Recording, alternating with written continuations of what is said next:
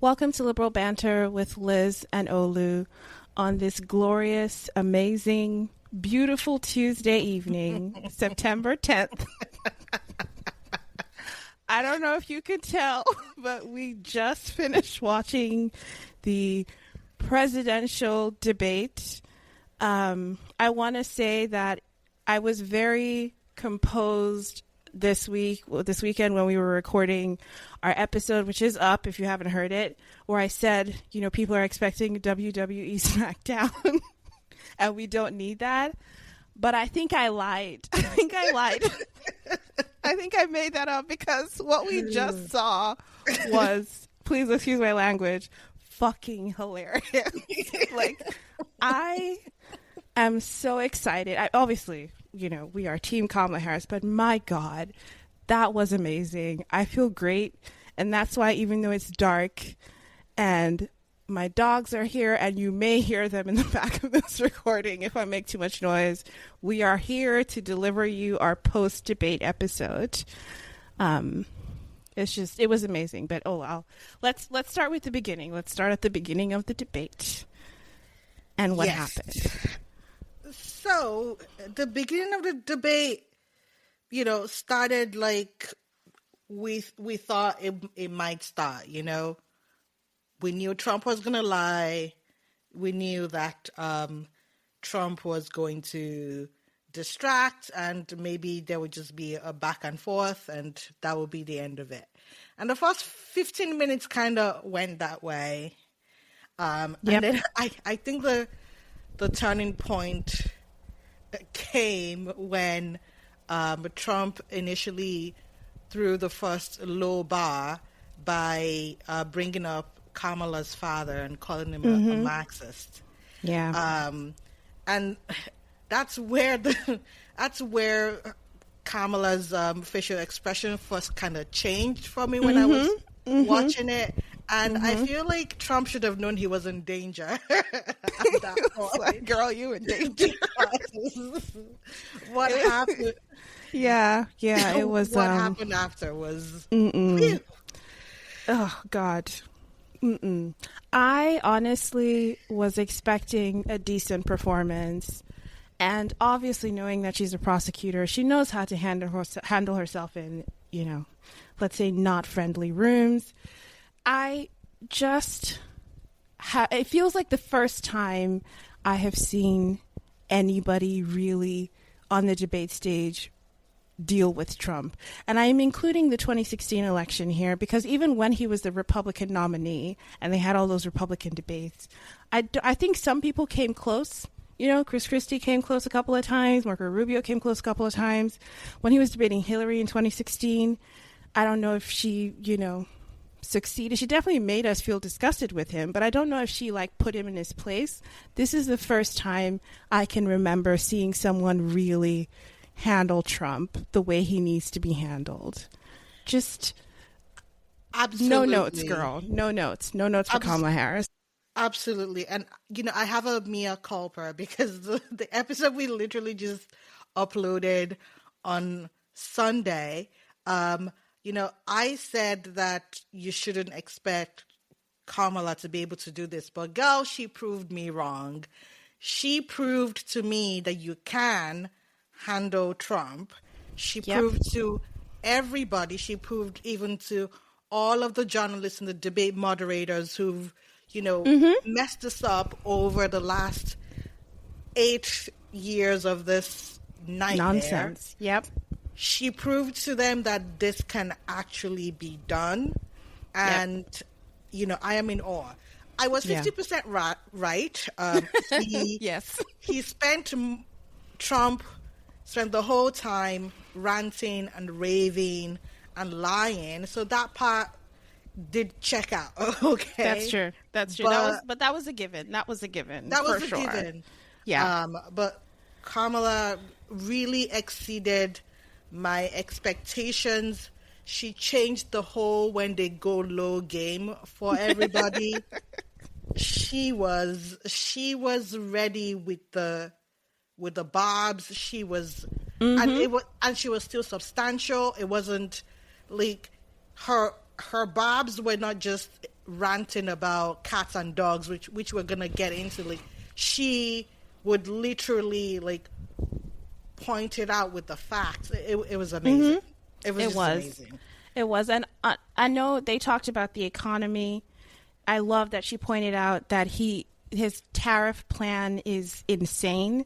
One of my favorite parts when they were talking about the economy was when she pointed out that his alma mater, the Wharton School of Finance, who constantly refuses to claim their most famous alumni, but whatever, the Wharton School of Finance even his college has told people his plan is nonsense and garbage. His plan for the economy would raise prices for everybody. I love that she didn't let him own that. I feel like too often Democrats don't lean into the fact that on the whole, overall, their Democratic presidential economies are better for the economy and create way more jobs than Republican presidential administrations do. I love that she didn't let him sit on that. She told him his plan is nonsense. She told him to his face. She pointed out why. I loved all of that because it was like, this is what I was missing in the last debate. I'm going to be honest. And I don't want to take it too far back, but this is the kind of responding to his points and insanity point by point. I love that. Exactly. And he couldn't come back from that. All he said was, I went to the Wharton School of Finance and the top professors think my plan is a brilliant plan.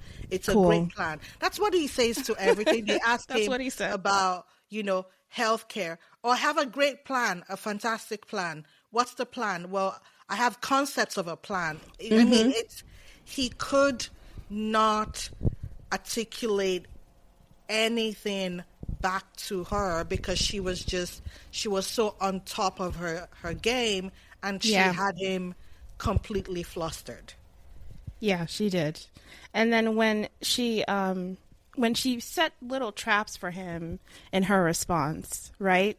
She talked about him and his rally sizes, his crowd sizes, which is a very sensitive topic for Trump. Everyone knows this. And it was so obvious that it was a trap. And I thought to myself, he can't be that oblivious. He's not going to fall for this, right? I don't even know why I thought that. Of course he did. Of course he did. Of course he let her talk him into talking about his crowd sizes because that's all he cares about. This is just an ego trip for him. He let her set a trap. He saw the trap. He walked straight into it and then proceeded to rant about immigrants eating cats. I honestly could not believe when he started doing that, because we were in the group chat joking about, how long is it going to take him to bring up the eating of the cats and the dogs, right? Yes. And, Yes. It's hilarious, right? Because you think you're being funny and you hope that doesn't actually happen, but then when it actually happened, we all just lost our minds. Like, what is going on here? Now, I feel like we should add, for the people who don't know what the cats and dogs story is about, because I was just thinking, if you're someone who did not spend your day online today in political threads or political Twitter, you might be like, why is Trump ranting about eating dogs and cats? What's that about? Well, the backstory is fake images or fake news were circulating about a town in Ohio where people allegedly claimed Haitian immigrants were eating cats and dogs. This is untrue. There was an image that was circulating claiming to show that. It was inaccurate. It was a photo from a different town in a different city at a different time, had nothing to do with an immigrant. There was another photo allegedly showing a woman being arrested for eating cats. It turned out it was a woman being arrested for something who is an American drug addict who was being arrested and had nothing to do with immigrants and cats. But this news was circulating today and circulated in right-wing circles. They assumed that meant that immigrants were eating cats and then decided to propagate that online. And somehow this fringe, insane conspiracy theory ended up on America's presidential debate stage because Trump. So that's where that comes from, and you can Google all that stuff at your own leisure later on. I mean, I wouldn't recommend Googling it because it's crazy making. I mean, if you might want to Google it to send to your relative who's posting about it. Just, let them know that it's not true. To debunk it. Exactly.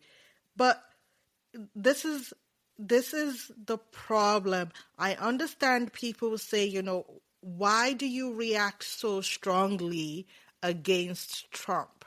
And this is why we react so strongly against Trump. He said they are eating the dogs, they are eating the cats. He said that on national television. International television. Exactly.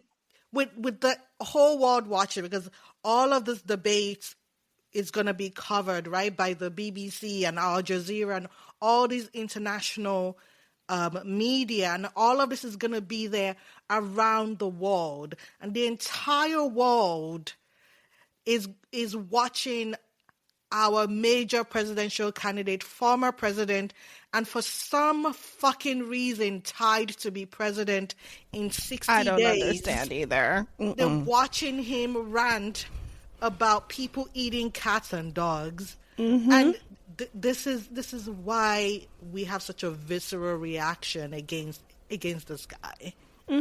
And David Mayer, is it Mayer? I don't know if I'm pronouncing his name correctly. One of the moderators tried to correct him, and he pushed back.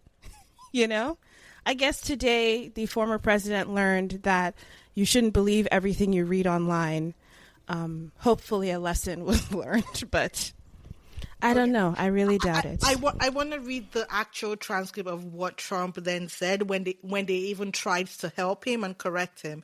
He said, "The people on television say my dog was taken and used for food." Like, he said, the people are saying. This is the level of intelligence of the person that half of this country is going to vote for. A guy who says, yeah, well, I saw it on television or I saw it on the internet, so it must be true. This is the level of cognitive capacity that we're talking about with this guy. Yeah, it was just another reminder that this man is not ready. Will never be ready and should never have been president of the United States. And I think he wishes he was running against Joe Biden. I know he wishes that because he brought him up a lot. And I say a lot, it's a lot relative to the actual point of this debate, which was to debate the person in front of you. He kept making all these callbacks to Joe Biden, trying to, I actually don't know what he was trying to do. He just kept bringing up, this is the worst president in the history of the nation. Even if I agreed with you, which I obviously don't, even if I agreed with you, that's not the person that's running. So what has that got to do with it? I don't understand. There was someone in front of you, and it got to the point where Kamala Harris had to say, you're running against me. You're not running against Joe Biden. Just a friendly reminder, in case he doesn't remember who he's running against. Exactly. He might think this is still June, and that's who he's debating. We don't know. Yeah. So many quotable moments from Kamala Harris there, right? But yeah, she had to say, I need to remind you that you're not running against Joe Biden, you're running against me, right? And this is Trump's problem. I think once he had to face somebody who could sort of multitask and think about what she wants to get across, and also be able to deal with the avalanche of lies and distraction that he is, pointing at you, he just could not perform.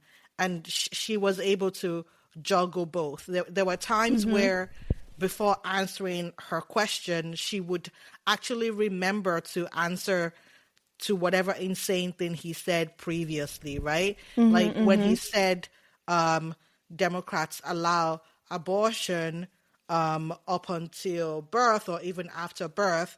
And they had asked her a second question after that. She remembered to like go back and just deal with the abortion lies, right? So she was able to do that. And that's even hard for somebody who is not 81 years old and Joe Biden, right? To remember multiple points at the same time. So she was fantastic. Yeah, I love that she did that. And I think it's really interesting that the Republican response so far, now all this sort of early post-debate analysis, is that the debate wasn't fair. So they're back to their usual whining and complaining that the debate wasn't fair. I don't know if everyone is old enough to remember a couple of weeks ago when Trump was telling us this is going to be the most amazing debate ever. He's going to do great.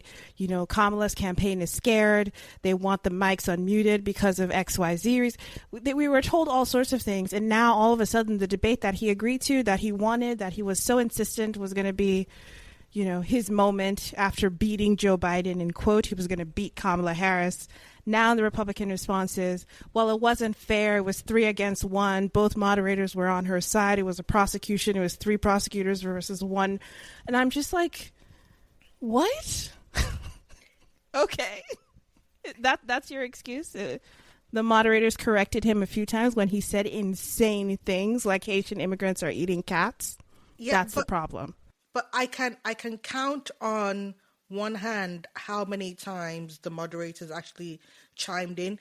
It was actually, there was very minimal interruptions from the moderators, right? Like they always had the floor. The moderators interrupted about abortion after birth, which is just a lie. And they also corrected his cats and dogs lie. And then they tried to get him to actually answer a question on the insurrection, right? I think those were the only 3 moments where he had any kind of back and forth with the moderators. Yeah, in his mind, that was 3 times too many. So that's the defense. The Republicans are on TV now, you know, the CNNs, NBCs of the world, trying to explain what they just saw. I can't imagine they're in a fun place right now. It may not be as terrible as we think, because the reality is, and this is sort of my thoughts on the debate, I don't know that this is going to change the minds of people who call themselves independent voters but are really just secretly afraid to tell people they're voting for Trump. Because at this point, that's what I feel is happening. Actually, before the debate started on MSNBC, they were interviewing someone from their, you know, panel of undecided voters, which, okay. And the woman said she feels like undecided voters are being very maligned and misunderstood because, you know, she's really trying to decide. And I'm watching this debate and I'm like, if you are truly in that position, what you just saw clearly illustrates the difference between both parties, both options on the table. I don't know what else you need from us. But if you are a Democrat, the other person who I think would be appealed to by this debate are the Democrats who are usually voting Democrat, so they usually vote blue, and maybe they had some concerns about Kamala Harris. I'm thinking of some of the people who are sort of Team Biden still, even though the candidate has changed, and are still a little like, you know, they're a little worried. They're a little like, oh, I don't know if she can do the job. Hopefully they saw today what we all saw, which is a future president, a future Madame President. And I hope that they were able to appreciate that she is ready to do the job. She can do the job. She can face down to people like Trump and the Republicans in Congress, for example. I mean, I'm sorry. That person is just uninformed. Whoever that lady you're talking about is, she literally said uninformed. She literally said undecided voters are not uninformed. So, and she is willfully uninformed because she's currently on MSNBC talking to them. So she sounds like somebody who actually has an idea of what the political issues are, right? Because obviously she's on MSNBC, so she's not the average voter who actually hasn't had the time to check in or whatever. But like this debate, I urge everybody, like, please try to remember, only Kamala Harris mentions homes and building more homes. I promise you, go look at the transcript. Search for the word homes. Only Kamala Harris talks about Medicare. Only Kamala Harris talks about that, right? This is the problem, right? We get those people who ostensibly tell us, oh, they care about the economy, they care about healthcare, they care about homes and housing, and you have the one candidate who is able to consistently, outline her plan for healthcare, unlike somebody who says, I have a concept, right? And then As a concept. and then you pretend that those two people are the same. This is why people can't take you seriously, right? So like when you go on MSNBC and you talk about, undecided voters being maligned, it's because like we can't take you seriously. The only thing Trump could talk about policy-wise was immigration, right? And Harris correctly predicted that he would spend all of his time talking about immigration, whatever the topic is. That seems to be the only thing that Yep.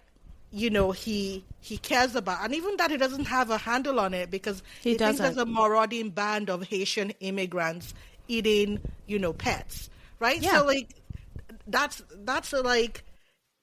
the biggest problem he has with immigration, right? So even on that, he's not even able to perform. And so this is the problem here. I don't understand how people are pretending that there's any ounce of competence in this man. Ounce of competence. That needs to be on a t-shirt. I mean, speaking of immigration, I literally have CNN on in the background, and JD Vance just went on there again to try and explain away the whole immigrants are eating cats. And when he was pressed on it by Caitlin Collins, he said that regardless of that, as if, okay, I guess regardless of you making stuff up, this community has had their lives overturned by 20,000 migrants. And I'm like, but were they eating cats though?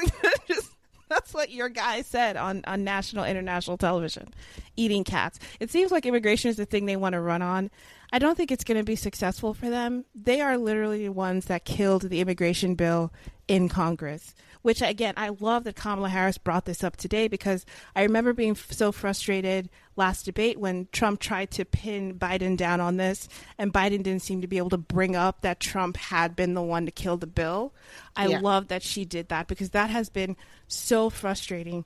If you live in a big city and you are seeing migrants everywhere and you're upset and you're annoyed, there was a plan to deal with this, to put more agents on the border, to, secure the border, to process these people faster, to make sure we can do background checks, all of that. There was a bill. It was bipartisan. Republicans supported it until Trump said, no, I don't want you to pass it because it will be something good for the Democrats. And now here we are. So I love that she did that. I love that she brought that up. I want to know, though, what are your thoughts on the closing statements? I know she went first. Okay. Again, if people are not political, if you don't listen to or read anything from this debate, then the only thing I want you to read, and I hope you read, is just the closing statement, okay? The closing statement. Because Kamala Harris went through her vision for the country. She talked about unifying the country. She talked about tax deductions for working class and middle class people. She talked about healthcare. She talked about abortion. She essentially laid out a vision and a plan for America. And then Trump just said, oh, it's going to be the worst thing ever if you vote for Kamala Harris. There's going to be nuclear war. There's going to be World War III. These are words he actually said. And he did not say anything about how he is going to improve your health, how he is going to improve your well-being, how he's going to improve your pocket, how he is going to improve jobs. Nothing about policy, nothing about his vision for America. She said she was going to be a president for all of America. He doesn't bother with any of that. He just gives you this vision of a hellscape of war and famine for some reason. I mean, it's ridiculous. Yeah, agreed. And I, for one, I left this debate feeling so excited and so motivated that even though I've been having a tough week at work, I was like, I'm excited to go to work tomorrow. So I'm still so happy. And I want to say, I'm gonna bring up someone that Olu, let's say she has mixed feelings about, because we have just received the startling news. Shocking, surprising, mind-blowing news. I'm not going to keep hyping this up. America's #1 childless cat lady, Taylor Swift, has endorsed Kamala Harris for president. I feel like this is a momentous occasion.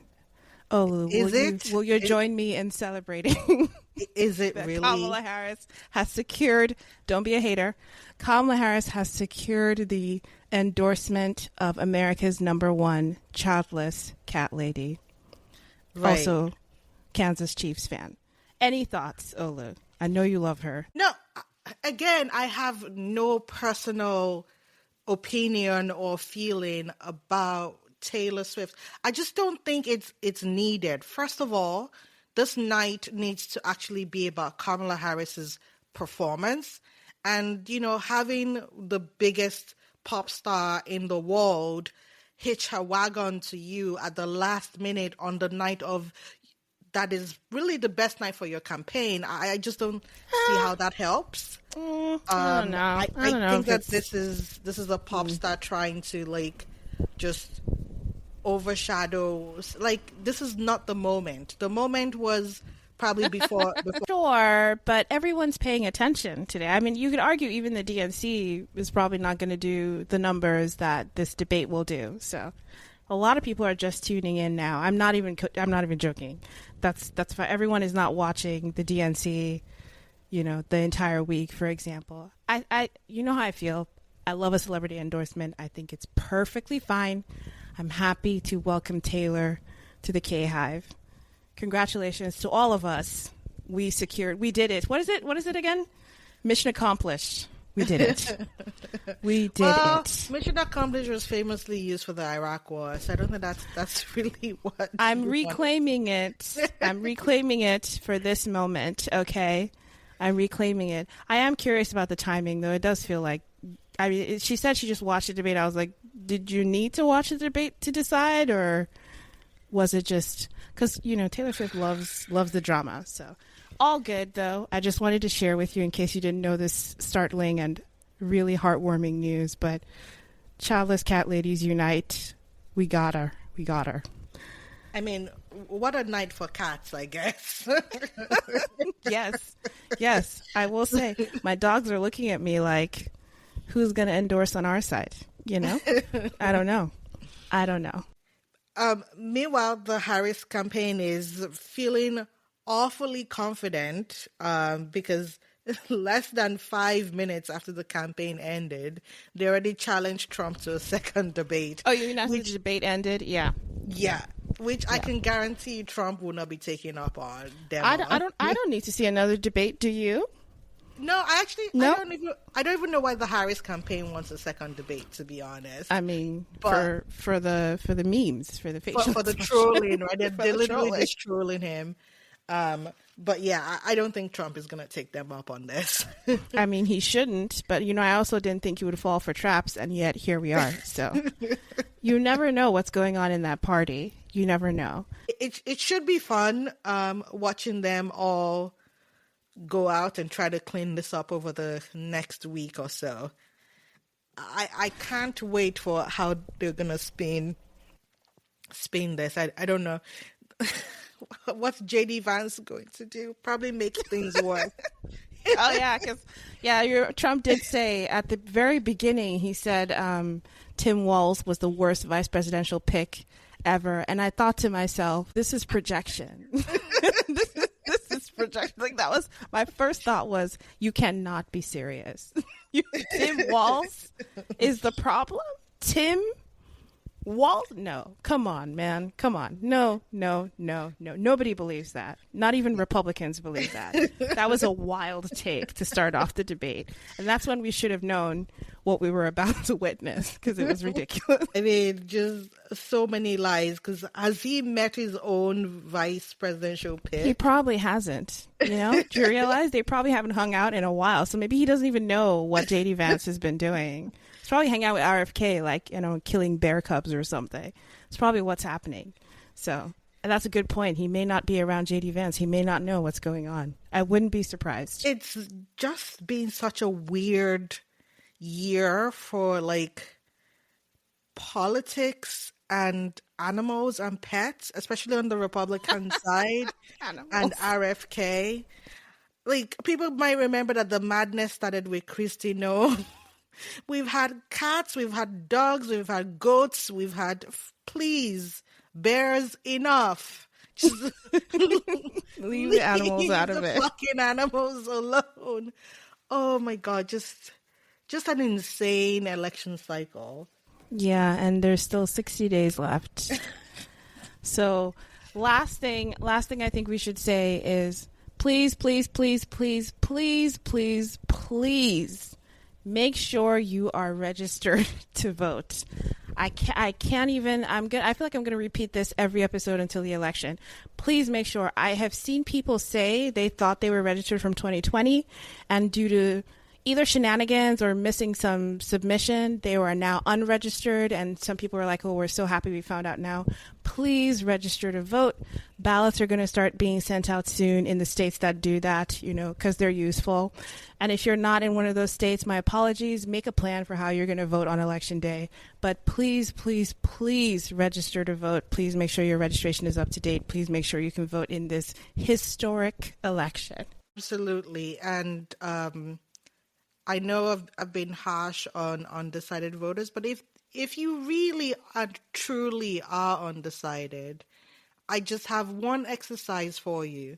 Whatever issues that you actually care about, just go find this debate transcript and type the keyword for what you care about into the transcript. And then, read what the candidate actually says about that issue. First of all, I guarantee you that if it's not immigration, Trump doesn't mention it. But whatever it is that you care about that is going to help you decide that particular policy, just put it in and just actually see what the candidates are talking about. There's just no excuse at this point not to know what the issues are and who you're voting for. Please, we're begging. All right, thank you for joining us on this special post-debate episode. If you enjoyed our banter, please share with friends far and wide. Leave us a review on Apple, Spotify, or wherever you listen to your podcast. It helps to grow our audience, and we do enjoy hearing from you. Thank you, and see you next time.